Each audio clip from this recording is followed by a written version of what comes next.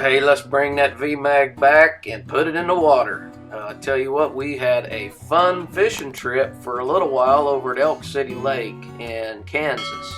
Elk City's over by Independence, Kansas, southeast Kansas area. And I've fished over here a few times, and the crappie fishing and the catfishing is really good. I've got a chance to fish with one of my favorite people today, Mark Tobin, host of the American Outdoorsman television show and host of Outdoors Today Radio. And Mark is one of my favorite fishing friends, a lifetime Kansas City Chiefs fan and a crappie fanatic.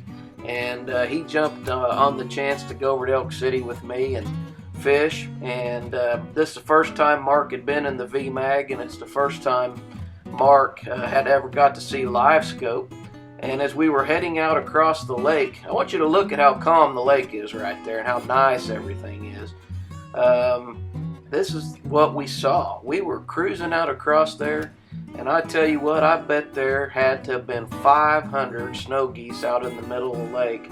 And Mark and I are just not so mad at the fish anymore that we can't cruise around there, enjoy ourselves, and go take a look at this. And I was really hoping the geese wouldn't take off. I was wanting to get up to them a little bit closer in video, but I was only running about 20-25 miles an hour, and those geese split up into two groups. And what an awesome sight to see. I don't know how many ducks and geese there were in that group, but I tell you what, it was sure enjoyable. So I made a circle down by the dam, and I decided to start looking for some crappie on some brush piles that I had waypoints on. My friend Matt Watson and I were over here in the summer, and we fished Elk City Lake, and I was able to store some waypoints in my Garmin units. And you can see me creeping along that bluff right there, and here I am going to see some brush piles, not very big, in about 17 foot of water. And we were able to get stopped on those, and I was able to verify them that there was crappie in them with down scan and 2D sonar. You'll get to see here in just a second the crappie around the brush right there. I've got my screen stopped, and I really like to stop and take a look at the fish before I deploy the trolling motor and get everything all set up. But it didn't take us long to recognize there were some nice slabs in that brush, probably some old cedar trees that had washed in off the bank. And you'll see here directly, you can also see those fish on 2D color sonar relating to that brush as well. So just because you don't have down scan doesn't mean you can't find those crappie on 2D color sonar. And man, about the time we got settled in there and got the live scope dialed in, the wind started to blow, and fortunately we were able to fish for a few hours before the wind just got atrocious. Now at this point right here, the wind is probably blowing out of the west-southwest, and it didn't take us long to start catching a few fish, but as you can see in the rest of the video, this crazy wind turns and comes out of the northwest and then straight out of the north, and before we're done, it is just awful conditions out of there, and the temperature dropped about 15 degrees.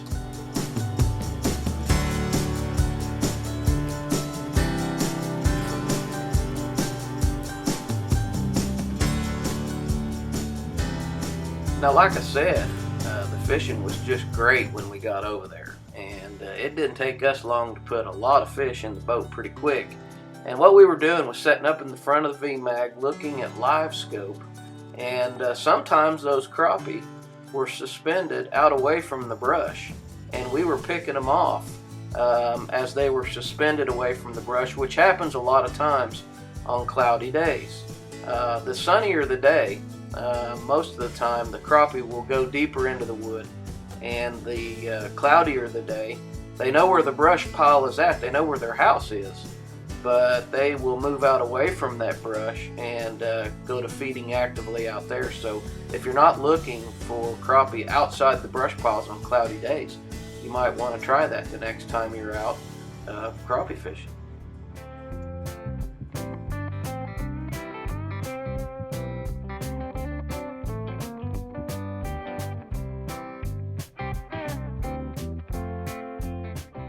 Now, if you ever get a chance to come over and fish in the Kansas lakes, you've got an opportunity to catch some magnum size, fat, big crappie.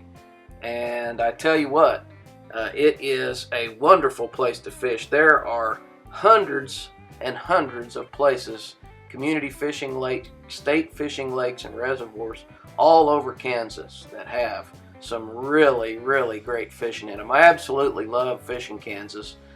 There's not very many people over there taking advantage of those resources, and the fishing is incredible.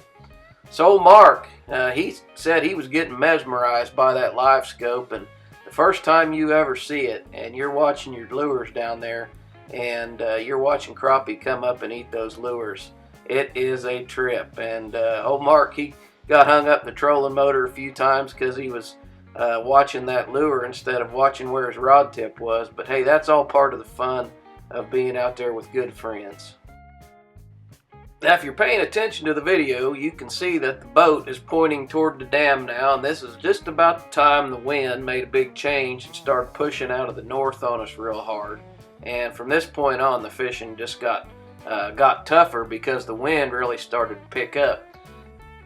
Now, we were using crappie kickers today, and we were using pretty good sized lures because those fat crappie over there, they don't care how big that lure is. And we were spraying them down with our bubblegum lure flavor, and we were also using the product called the Smelly Smack. Now, there you can see the 3/16 ounce Big Eye head, and that was a 2.5 inch lemon pie crappie kicker.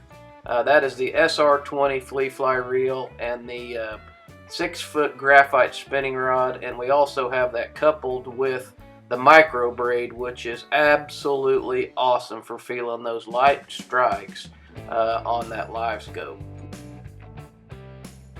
You know, those pressed in stainless rings on those graphite rods are really durable as well. And if you're not used to fishing with crappie kickers, they are balanced with our Big Eye heads.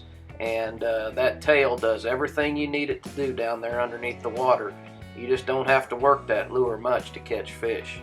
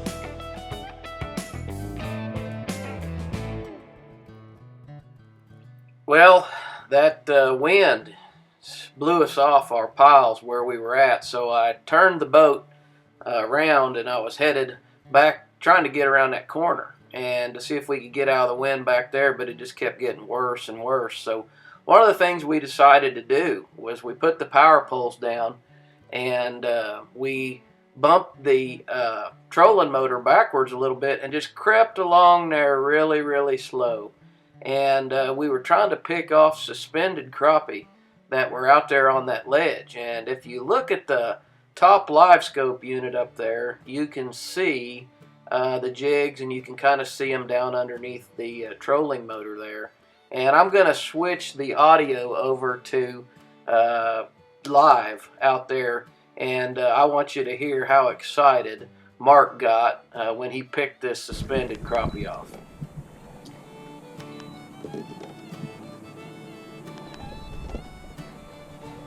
Get him. Oh, that's a nice one, too. That was too freaking cool. Out around nothing. There's a lot of times crappie do that. Wow.